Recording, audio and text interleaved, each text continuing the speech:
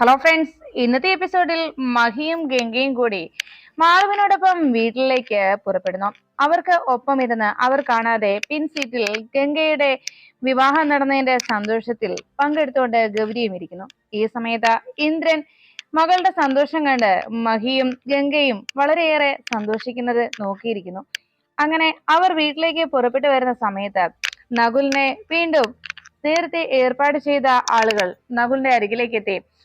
ഇത്രയും നേരമായിട്ടും ഗംഗയെ ഞങ്ങളുടെ മുന്നിൽ നിനക്ക് എത്തിക്കാൻ കഴിഞ്ഞില്ലല്ലോ എന്നും നിന്റെ ഈ പദ്ധതി ഒരിക്കലും വിജയിക്കില്ല എന്ന് നിന്നോട് നേരത്തെ പറഞ്ഞതായിരുന്നല്ലോ എന്നും അയാൾ താക്കീത് ചെയ്യുന്നു. ഞങ്ങൾ ഇനി സാബിനോട് എന്താ പറയുക? ഇപ്പോഴും നിന്നെ വിശ്വസിച്ചാണ് ആ മനുഷ്യൻ നിൽക്കുന്നത്. ഇന്ന് തന്നെ സാബിന്റെ മുന്നിൽ തീർച്ചയായിട്ടും ഗംഗയെ എത്തിക്കണമെന്ന് അയാൾ നിർബന്ധപൂർവ്വം നകുലിനോട് പറയുന്നു. നകുൽ അതെല്ലാം കേട്ടതിനു ശേഷം അയാളോട് പറഞ്ഞു, ഞാൻ അതിനായി ശ്രമിച്ചതായിരുന്നല്ലോ. യാതൊരു പ്രശ്നവും ഉണ്ടാകാതെ അവളെ നിങ്ങളുടെ മുന്നിലേക്ക് എത്തിക്കുന്നതിന് വേണ്ടി ആയിരുന്നില്ലേ ഇങ്ങനെ ഒരു വിവാഹ നാടകം തന്നെ നടത്താൻ ഞാൻ തയ്യാറായത്. പക്ഷെ അതിനിടയിൽ ആ മഹി അങ്ങനെ കാണിക്കുമെന്ന് ആരറിഞ്ഞു എന്ന് നകുൽ പറയുമ്പോ ഉടനെ അയാൾ പറഞ്ഞു, ഇനി കൂടുതലൊന്നും നീ പറയണ്ട. സാബിന്റെ ദേഷ്യം എത്രത്തോളം ഉണ്ടാകുമെന്ന് ഞാൻ പറഞ്ഞു തരേണ്ട കാര്യമില്ലല്ലോ. എന്തായാലും ഈ പ്രശ്നത്തിന് നീ തന്നെ പരിഹാരം കണ്ടെത്തിയേ തീരൂ. അല്ലാത്ത പക്ഷം നിന്നെ ജീവിക്കാൻ പോലും സാബ് അനുവദിക്കില്ല. അത് ഓർമ്മ വേണം എന്ന് പറഞ്ഞതും, ഇന്ന് രാത്രി തന്നെ നീ ഗംഗയെ സാബിന്റെ മുന്നിൽ എത്തിക്കണം. ഇന്ന് തന്നെ നീ അവളെ ഇവിടെ നിന്ന് പൊക്കണമെന്ന് അയാൾ നിർദ്ദേശിച്ചു. അത് കേട്ട ഉടനെ തന്നെ നകുൽ പറഞ്ഞു, ഞാൻ എങ്ങനെയാണ് അവളെ അവിടെ നിന്ന് കൊണ്ടുവരുന്നത്? വെറുതെ ഏതെങ്കിലും ഒരു സാധാരണക്കാരനല്ല അവളുടെ കഴുത്തിൽ താലി കെട്ടിയിരിക്കുന്നത്. ഇന്ന് അവളുടെ കഴുത്തിൽ താലി കെട്ടിയവൻ ഈ നാടറിയുന്ന നല്ല ഒന്നാം തരം ഒരു ബിസിനസ്സുകാരനാണ്. അവന്റെ വീട്ടിൽ ചെന്ന് വെറുതെ പ്രശ്നമൊന്നും ഉണ്ടാക്കാൻ എനിക്ക് കഴിയില്ല എന്ന് നകുൽ അറിയിച്ചു. അതുമാത്രമല്ല, അങ്ങനെ എന്തെങ്കിലും ഉണ്ടായാൽ പിന്നെ എനിക്ക് നാട്ടിലേക്ക് വരാൻ പോലും കഴിയില്ല എന്ന് നകുൽ പറഞ്ഞത് കേട്ട് അയാൾ പറഞ്ഞു, അല്ലെങ്കിലും നീ ഈ നാട്ടിലേക്ക് വരണമെന്ന് ഇവിടെ ആർക്കും നിർബന്ധമൊന്നും തന്നെയില്ല. നിന്നെ ഈ നാട്ടിലേക്ക് തിരിച്ചു കൊണ്ടുവരാൻ ഞങ്ങൾ ആഗ്രഹിക്കുന്നില്ല. നീ വല്ല ബോംബെയിലോ കൽക്കട്ടയിലോ അതുമല്ലെങ്കിൽ സാബിന്റെ ജോലികളൊക്കെ നോക്കി മലേഷ്യയിലോ നിന്നാ മതി. അതാണ് സാബിന്റെ തീരുമാനം. എന്തായാലും ഇന്നത്തെ ദിവസം തന്നെ നീ അവളെ കൊണ്ടുവന്നേ പറ്റൂ.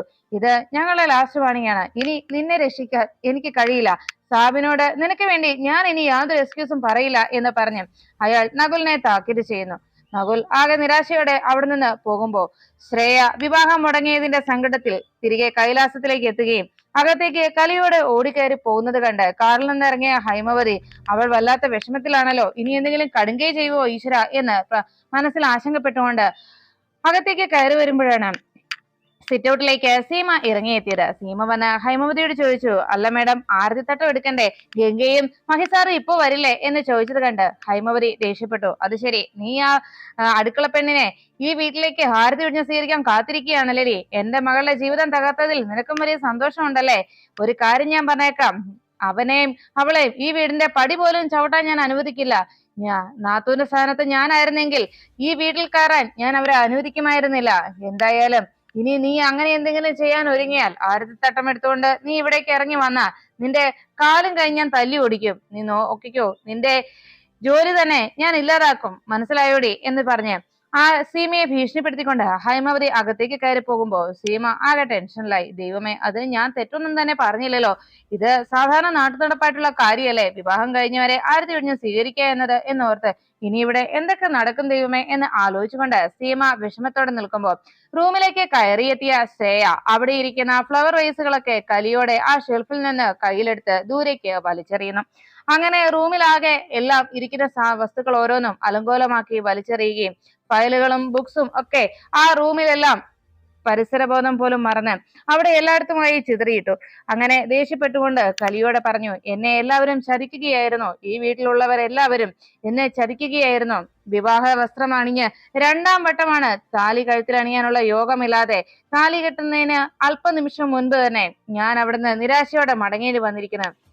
ഈ വീട്ടിലെ അടുക്കളക്കാരിയായിരുന്നവൾ എന്റെ ജീവിതം തട്ടിയെടുത്തു. ഞാൻ അവളെ കൊല്ലും, വെറുതെ വിടില്ല. എന്റെ ജീവിതം എന്നേക്കുമായി അവൾ ഇല്ലാതാക്കിയില്ലേ, അവളെ ഞാൻ കൊല്ലും എന്ന് പറഞ്ഞുകൊണ്ട് കലി തുള്ളിക്കൊണ്ട് ശ്രേയ അവിടെ കണ്ണിൽ കാണുന്ന ഓരോ വസ്തുക്കളും വലിച്ചെറിയുന്നത് കണ്ട് അവിടേക്ക് ഹൈമവതി ഓടിയെത്തണം. മോളെ ശ്രേയ, നീ എന്തൊക്കെയാ കാണിച്ചു കൂട്ടുന്നത്? നീ സമാധാനപ്പെട്, നമുക്ക് എല്ലാത്തിനും ഒരു പരിഹാരം ഉണ്ടാക്കാം എന്ന് പറഞ്ഞ് ശ്രേയയെ സമാധാനിപ്പിക്കാനായി ഹൈമവതി ശ്രമിക്കുമ്പോൾ ശ്രേയ ദേഷ്യത്തോടെ പറഞ്ഞു, ഇനി ഒരു പരിഹാരം ഉണ്ടാക്കണ്ട. എന്ത് പരിഹാരമാണ്? ആ അടുക്കളക്കാരി പെണ്ണിനെ മഹിയേട്ടൻ വിവാഹം കഴിച്ചില്ലേ, ഇനി എന്ത് പരിഹാരമാ ഉള്ളത് എന്ന് ചോദിച്ചുകൊണ്ട് വീണ്ടും അവിടെ ഓരോന്നും വലിച്ചെറിയാനായി ആ വസ്തുക്കൾക്കരികിലേക്ക് പാഞ്ഞടുക്കുകയാണ് ശ്രേയ. ശ്രേയ അപ്പോഴേക്കും ഹൈമവതി പിടിച്ചു നിർത്തുന്നു. എടി മോളെ, ഞാൻ പറയുന്നതൊന്ന് നീ കേൾക്ക്, നീ ഒന്ന് സമാധാനപ്പെട് എന്ന് പറഞ്ഞ് വീണ്ടും ഹൈമവതി മകളെ ആശ്വസിപ്പിക്കാൻ ഒരുങ്ങുമ്പോ ശ്രേയ പറഞ്ഞു, വേണ്ട, ഇനി ആരുടെയും ആശ്വാസ വാക്കുകളൊന്നും എനിക്ക് കേൾക്കണ്ട. എന്നെ എന്നെ ഞാൻ ചെയ്യാൻ പോകുന്ന കാര്യങ്ങൾക്ക് എന്നെ അനുവദിച്ചാൽ മതി എന്ന് പറഞ്ഞ് എന്റെ കൈവിട എന്ന് ദേഷ്യപ്പെട്ടുകൊണ്ട് അവിടെ ഇരുന്ന ഓരോ സാധനങ്ങളെടുത്ത് ദൂരേക്ക് വലിച്ചെറിഞ്ഞു. അതിൽ നിന്ന് ഒരു ഫ്ലവർ വൈസ് നേരെ ചെന്ന് ഭിത്തിയിലിടിച്ച് അത് നേരെ റിട്ടേൺ വന്ന് ഹൈമവതിയുടെ നെറ്റിയിലേക്ക് തന്നെ ഇടിച്ചു. ഹൈമവതി നെറ്റിയിൽ കൊണ്ടതിന്റെ വേദനയിൽ അമ്മയെന്ന് നിലവിളിച്ച് കൈയും പൊത്തിക്കൊണ്ട് നെറ്റിയിൽ പിടിച്ച് അങ്ങനെ നിൽക്കുന്ന നേരത്ത് ശ്രേയ പറഞ്ഞു, അമ്മയെ ഇനി എന്റെ മുന്നിൽ നിന്ന് ഇങ്ങനെ ഓരോന്ന് പറയാതെ എന്റെ സമനില തെറ്റിക്കാതെ ഇവിടെ നിന്ന് ഇറങ്ങി പോകുന്നുണ്ടോ? എന്നെ ഒന്ന് തനിച്ചിരിക്കാൻ അനുവദിക്കാവോ എന്ന് ചോദിച്ചതും ഹൈമവതി അല്പനേരത്തേക്ക് ആലോചിച്ചു. ഇനിയും ഞാൻ ഇവിടെ നിന്നാൽ അത് എന്റെ ദേഹത്തിന് തന്നെ ഹാനികരമായി മാറും. അതുകൊണ്ട് ഞാൻ പോകുന്നത് തന്നെയാ നല്ലത് എന്ന് ഹൈമവതി തീരുമാനിച്ച് വേഗം പുറത്തേക്ക് ഇറങ്ങിപ്പോയി. അപ്പോഴും ശ്രേയയുടെ മനസ്സിൽ വന്നുകൊണ്ടിരുന്നത് മഹി ആ കല്യാണ മണ്ഡപത്തിൽ വെച്ച് പറഞ്ഞ കാര്യങ്ങളായിരുന്നു. മഹിയോട് ആ നിമിഷം ഗംഗയുടെ കഴുത്തിൽ താലി കെട്ടിയതിന് മഹി പറഞ്ഞ മറുപടി, എന്റെ മോൾക്ക് അവളുടെ അമ്മയായി അവൾ ആഗ്രഹിക്കുന്നത് ഗംഗയാണ്. അത് മാത്രമല്ല, ഞാനും ഗംഗയാണ് ഇഷ്ടപ്പെടുന്നത്. ഗംഗയെ വിവാഹം കഴിക്കാനാണ് ഞാനും ആഗ്രഹിക്കുന്നത് എന്ന മഹിയുടെ വാക്കുകൾ ശ്രേയ ഓർമ്മിക്കുന്നു. അത് ഓർക്കും തോറും ശ്രേയയുടെ മനസ്സിലേക്ക് വീണ്ടും വീണ്ടും ഗംഗയോടും മഹിയോടുമുള്ള പക ഇരട്ടിയാകുന്നു. അങ്ങനെ ആ സെറ്റിയിൽ ഇരുന്നു കൊണ്ട് അലറി പൊട്ടിക്കരയുകയാണ് ഗംഗ. ശ്രേയ അപ്പോഴേക്കും ഗംഗയെയും കൂട്ടിക്കൊണ്ട് മഹി വീട്ടിലേക്ക് വരുന്നതിന് മുമ്പ് വിവാഹ മണ്ഡപത്തിൽ നടന്ന സംഭവങ്ങളൊന്നും ഉൾക്കൊള്ളാനാകാതെ ദേഷ്യത്തോടെ തിരികെ കൈലാസത്തിലേക്ക് ദേവയാനിയും ജാനകി അമ്മയും ഒപ്പം മഹിയുടെ സഹോദരങ്ങളും എത്തുന്നു. അങ്ങനെ അവിടേക്ക് രാഹുലും രേഷ്മയും അവിടേക്ക് വീട്ടിലേക്ക് തിരികെ എത്തുന്ന സമയത്ത് മഹിയെയും ഗംഗയുടെയും കൈകൾ തന്റെ കൈകൾക്കുള്ളിൽ ചേർത്ത് പിടിച്ചുകൊണ്ട് അവർക്ക് നടുക്കിരുന്ന് വളരെ സന്തോഷത്തോടെ ഇരിക്കുകയാണ് മാളു.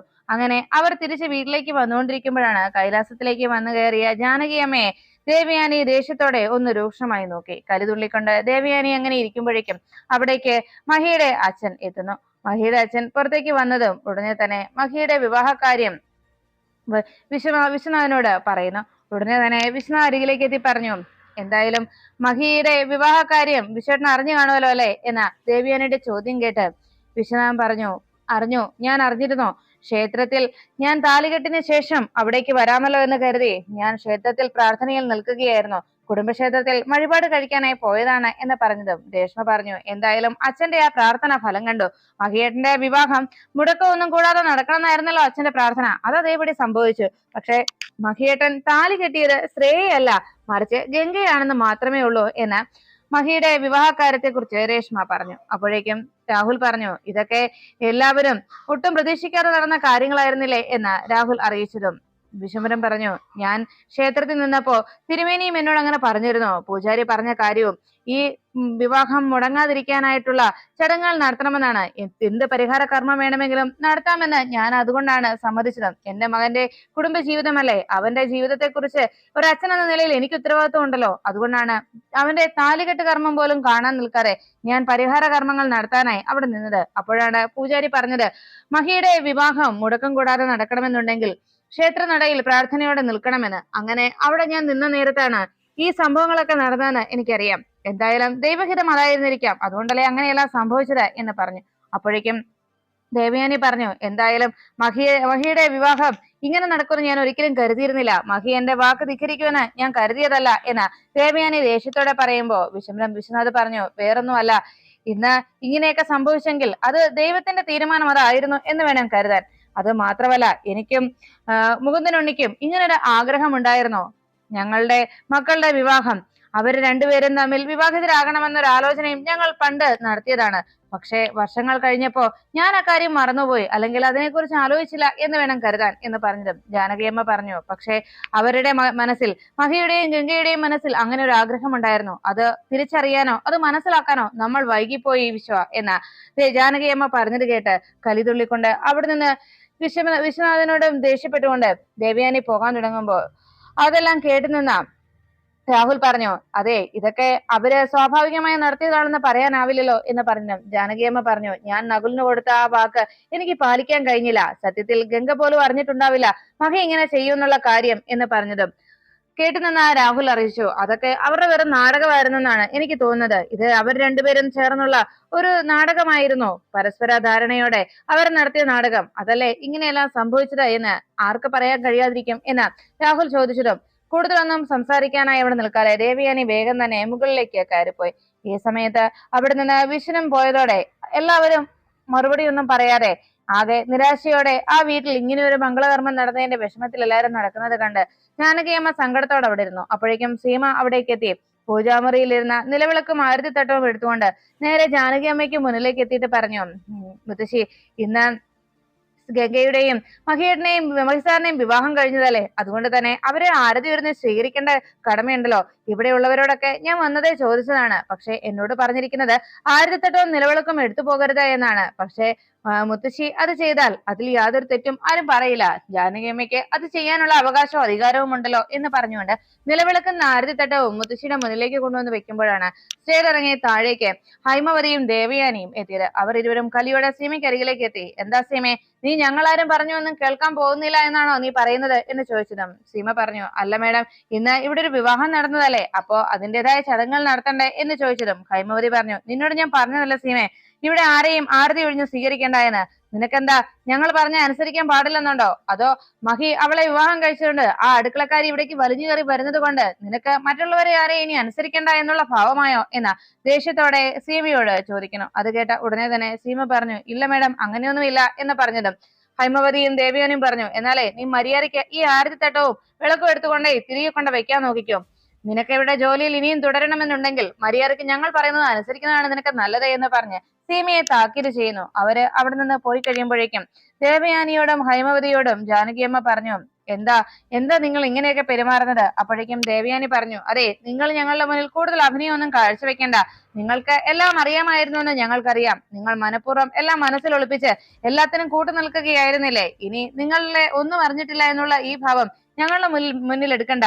നിങ്ങൾ ഞങ്ങളുടെ മുന്നിൽ ഇനി അഭിനയിക്കുകയും വേണ്ട. എല്ലാവരെയും ഞങ്ങൾക്ക് മനസ്സിലായി കഴിഞ്ഞു. പിന്നെ ഒരു കാര്യം നിങ്ങൾ മനസ്സിലാക്കിക്കോ, ഈ വീട്ടിൽ ഒരിക്കലും ഗംഗയെ ഇവിടുത്തെ മരുമകളായി ഞങ്ങൾ അംഗീകരിക്കാൻ പോകുന്നില്ല എന്ന് ദേവയാനി പറഞ്ഞതും ഹൈമവതി പറഞ്ഞു, അതെ, നിങ്ങളുടെ മകൾ മഹിയുടെ പിന്നാലെ നടന്ന് ഇങ്ങനെ വിവാഹത്തിന് വേണ്ടിയുള്ള തയ്യാറെടുപ്പുകൾ നടത്തുമെന്ന് നിങ്ങൾക്ക് നേരത്തെ അറിയാമായിരുന്നു. അത് മാത്രമല്ല, മകളെ മറ്റൊരു ചെറുപ്പക്കാരനുമായിട്ട് വിവാഹത്തിന് വേണ്ടി നിശ്ചയിച്ചു കഴിഞ്ഞപ്പോ പിന്നെ നിങ്ങൾ എന്തിനവളെ ഈ വീട്ടിൽ നിൽക്കാനായി അനുവദിച്ചു? അതുകൊണ്ടല്ലേ ഇങ്ങനെയെല്ലാം സംഭവിച്ചത്. മറ്റൊരു ചെറുപ്പക്കാരന്റെ കൂടെ രാത്രിയെന്നോ പകലെന്നോ ഇല്ലാതെ ഇങ്ങനെ അഴിഞ്ഞഴി നടക്കാനായി നിങ്ങൾ സമ്മതിച്ചത് കൊണ്ടല്ലേ ഇങ്ങനെയെല്ലാം സംഭവിച്ചത് എന്ന് ചോദിച്ച് ജാനകിയമ്മയെ കുത്തി നോവിക്കുന്ന രീതിയിൽ അവർ സംസാരിക്കുന്നു. അതെല്ലാം കേട്ടതും മറുപടിയൊന്നും പറയാനാകാതെ ആകെ വേദനയോടെ ജാനകിയമ്മ അവിടെ നിന്ന് പോകുമ്പോ ഹൈമവതിയും ദേവയാനിയും പരസ്പരം പറഞ്ഞു, ഒരു കാരണവശാലും ആ ഗംഗയെ ഈ വീട്ടിലേക്ക് കയറാൻ അനുവദിക്കരുത്. അവളെ ഇന്ന് ഇവിടേക്ക് വലതുകാൽ വെച്ച് കയറാൻ ഞാൻ സമ്മതിക്കില്ല. അതിനു മുൻപ് തന്നെ അവളെ എങ്ങനെയെങ്കിലും വീഴ്ത്തണം. അവള് ജീവിതകാലം മുഴുവൻ നടുതളർന്ന് കിടക്കണം. അതിനുള്ള വഴി എന്തെങ്കിലും വേണം കണ്ടെത്താൻ എന്ന് ഹൈമവതി ദേവയാനിയോട് പറഞ്ഞു. അതെ, എടുത്തുചാടി അബദ്ധമൊന്നും കാണിക്കണ്ട എന്ന് ദേവയാനി ഹൈമവതിക്ക് ഉപദേശം നൽകുമ്പോ ഹൈമവതി പറഞ്ഞു, എനിക്കറിയാം നാത്തൂനെ എന്താ വേണ്ടതെന്ന്, ഞാൻ അത് ചെയ്തോളാം. നാത്തൂൻ അതൊന്നും ഓർത്ത് ആശങ്കപ്പെടണ്ട എന്ന് പറഞ്ഞ് ദേവയാനിയോട് ഹൈമവതി തന്റെ പുതിയൊരു പദ്ധതി എന്താണ് എന്ന് അറിയിക്കുന്നു.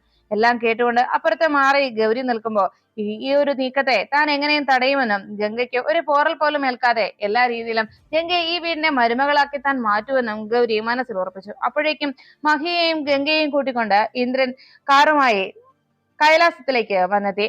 മഹിയും ഗംഗയും മാളുവിനോടൊപ്പം കാറിൽ നിന്ന് പുറത്തേക്ക് ഇറങ്ങി. അവർ വന്നിറങ്ങിയതും ഇന്ദ്രൻ ചോദിച്ചു, അല്ല, വിവാഹം കഴിഞ്ഞ് നിങ്ങൾ ഇവിടേക്ക് വരുമ്പോ സാധാരണ ആരതി ഒഴിഞ്ഞ് സ്വീകരിക്കുന്ന ചടങ്ങൊക്കെ ഉണ്ടല്ലോ, ഇതെന്താ ഇന്ന് ഇവിടെ അങ്ങനെയൊന്നും ഇല്ലേ എന്ന് ചോദിച്ചതും മഹി പറഞ്ഞു, അതൊന്നും പ്രതീക്ഷിക്കണ്ട, അങ്ങനെയൊന്നും ഇന്ന് ഈ വീട്ടിൽ നടത്തുകയില്ല. അതെനിക്കും അറിയാമായിരുന്നു.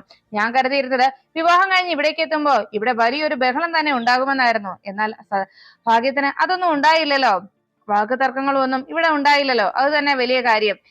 ഗംഗ, വാ നമുക്ക് അകത്തേക്ക് കയറാം എന്ന് പറഞ്ഞ് മഹി ഗംഗയും വിളിച്ചുകൊണ്ട് വീട്ടിലേക്ക് കയറാനായി ഒരുങ്ങുമ്പോ പിന്നിൽ നിന്ന് മാളു വിളിച്ചു പറഞ്ഞു, അതെ, അവിടെ നിന്നെ, അങ്ങനെ അങ്ങോട്ട് പോകാൻ വരട്ടെ. ഇവിടെ ഗംഗയെ കയറ്റുന്നത് ഇങ്ങനെയൊന്നുമല്ല. എല്ലാ ചടങ്ങുകളും വിവാഹം കഴിഞ്ഞ് എത്തുന്ന എല്ലാ ആചാരങ്ങളും അതേപടി നടപ്പിലാക്കി വേണം ഗംഗയെ ഈ വീട്ടിലേക്ക് സ്വീകരിക്കാൻ. ഇന്നു മുതൽ ഗംഗ എന്റെ ശരിക്കുമുള്ള അമ്മയാണ്. അതുകൊണ്ട് തന്നെ ഗംഗയെ സ്വീകരിക്കേണ്ടത് അതിൻ്റെതായ രീതിയിലാണ്. നിങ്ങൾ ഇവിടെ നിൽക്ക്, ഞാൻ നോക്കട്ടെ എന്ന് പറഞ്ഞുകൊണ്ട് വേഗം തന്നെ മാളൂട്ടി അകത്തേക്ക് കയറി പോകുന്നു. മഹിയോടും ഗംഗയോടും അവിടെ നിൽക്കാനായി പറഞ്ഞിട്ട് മാളൂട്ടി വേഗം അകത്തേക്ക് ചെന്ന് കിച്ചണിൽ നിൽക്കുന്ന സീമയോട് പറഞ്ഞു, സീമേ വേഗം വന്നേ, അവിടെ ഗംഗയും എന്റെ അച്ഛനും വന്നിരിക്കുന്നു, ആരതി ഒഴിഞ്ഞവരെ സ്വീകരിക്കണം, സീമ വന്നേ എന്ന് പറഞ്ഞ് സീമയെ വിളിക്കുന്നു. മാളു സീമയെ വിളിച്ചതും സീമ പറഞ്ഞു, മോളെ അതിന് എനിക്ക് വരാൻ പറ്റില്ല. ഇവിടെ ആരതി ഒഴിഞ്ഞ് അവരെ സ്വീകരിച്ചാൽ എന്റെ ജോലി പോകും മോളെ. ഞാനിവിടെ വന്ന ഉടനെ തന്നെ എല്ലാവരോടും ചോദിച്ചതാണ് ആരതി ഒഴിഞ്ഞ് മഹിസാറിനെയും ഗംഗയെയും സ്വീകരിക്കുന്ന കാര്യം. പക്ഷെ അവരാരും എന്നോട് അനുകൂലിച്ചില്ല. അത് മാത്രമല്ല, എന്നോട് അങ്ങനെ ചെയ്യരുതെന്ന് തന്നെ താക്കീതും ചെയ്തിരിക്കുകയാണ്. അതുകൊണ്ട് ആരും എന്നോട് അങ്ങനെ ചെയ്യില്ലെന്നാണ് നിർദ്ദേശിച്ചിരിക്കുന്നത്. അക്കാരണത്താൽ എനിക്കൊന്നും ചെയ്യാനാവില്ല മോളെ എന്ന് സീമ മാളുവിനോട് പറയുന്നു. അത് കേട്ടതും മാളു പറഞ്ഞു, സീമ ആരും പറയുന്നൊന്നും കേൾക്കണ്ട, ഞാനല്ലേ പറയുന്നത്. സീമ വന്നേ, വന്ന് അച്ഛനെയും ഗംഗയെയും ആരതി ഒഴിഞ്ഞേ എന്ന് പറഞ്ഞ് വീണ്ടും വീണ്ടും മാളു നിർബന്ധിച്ചു. അത് കേട്ടതും സീമ പറഞ്ഞു, മോളെ ഞാൻ എന്ത് ചെയ്യാനാണ്, എനിക്കും ആഗ്രഹമുണ്ട്. പക്ഷെ അത് ചെയ്തു കഴിഞ്ഞാൽ ഇവിടെയുള്ളവർ എന്നെ ഇവിടെ നിന്ന് പറഞ്ഞു വിടും. അതുകൊണ്ടാണ് മോള് ചേച്ചി പറയുന്നൊന്ന് കേക്ക് എന്ന് പറഞ്ഞ് സീമ വീണ്ടും വീണ്ടും മാളൂട്ടിയോട് തനിക്ക് അങ്ങനെ ചെയ്യാനാവില്ല എന്ന് അറിയിച്ചു. അത് കേട്ടതും മാളൂട്ടി വല്ലാതെ വിഷമത്തോടെ സങ്കടപ്പെട്ടുകൊണ്ട് പറഞ്ഞു, സീമ വന്ന് ആരതി ഒഴിഞ്ഞേ എന്ന് പറഞ്ഞ് വല്ലാതെ ബഹളം വെക്കുകയും സങ്കടപ്പെടുകയും ചെയ്യുന്നു. അത് കണ്ടതോടെ സീമയ്ക്കും വല്ലാതെ വിഷമാവുന്നു. പാവം മാളൂട്ടി വല്ലാതെ സങ്കടപ്പെടുകയാണല്ലോ. മോളെ കാര്യം പറഞ്ഞിട്ട് മനസ്സിലാവുന്നുമില്ലല്ലോ ഈശ്വര, ഇനി എന്താ ചെയ്യുക എന്നോർത്ത് സീമ ആശങ്കപ്പെടുമ്പോഴേക്കും ഇതെല്ലാം കണ്ടുകൊണ്ട് അപ്പുറത്ത് ഗൗരി നോക്കി നിന്നു. എന്റെ മോളുടെ സങ്കടം, അവൾ വല്ലാതെ സങ്കടപ്പെടുന്നുണ്ട്. എന്റെ മോളുടെ ഈ വിഷമം കണ്ടു നിൽക്കാൻ എനിക്ക് കഴിയുന്നില്ല.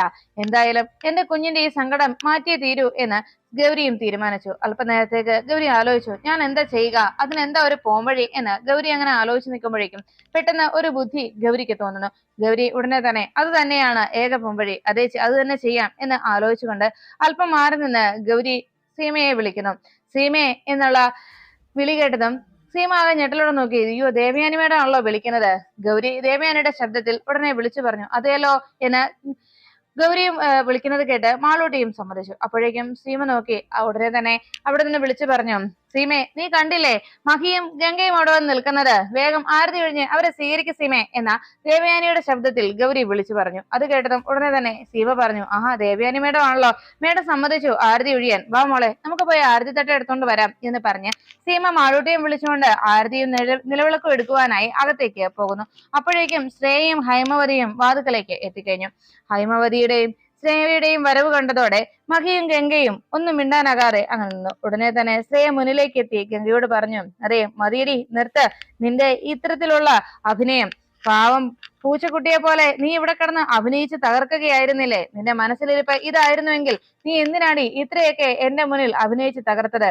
മഹിയേട്ടനുമായിട്ടൊരു ജീവിതമായിരുന്നു നീ ആഗ്രഹിച്ചിരുന്നെങ്കിൽ വെറുതെ എന്തിന് എന്നെ കൊണ്ട് ഈ വേഷമൊക്കെ കെട്ടിച്ചു? നിനക്ക് പറയാമായിരുന്നില്ലേ മഹിയേട്ടനുമായിട്ടുള്ള വിവാഹം നിനക്ക് മാത്രമേ സംഭവിക്കൂന്ന്? എന്നിട്ട് നീ മറ്റുള്ളവരുടെ മുന്നിൽ നാണം കെടുത്താനായി എന്നെ ഈ വേഷം കെട്ടി ഈ ഒരു കോലത്തിൽ അവിടേക്ക് കൊണ്ടുവന്നില്ലേ? നിന്നെ ഞാൻ വെറുതെ വിടില്ലടി. എന്റെ ജീവിതം തകർത്തു കളഞ്ഞ നിന്നെ ഒരിക്കലും ജീവിക്കാൻ ഞാൻ അനുവദിക്കില്ല. എനിക്ക് കിട്ടാത്ത ജീവിതം നിനക്കും വേണ്ടടി എന്ന് പറഞ്ഞുകൊണ്ട് ശ്രേയ മാളുവിന് നേരെ ദേഷ്യത്തോടെ പാഞ്ഞെടുത്തു.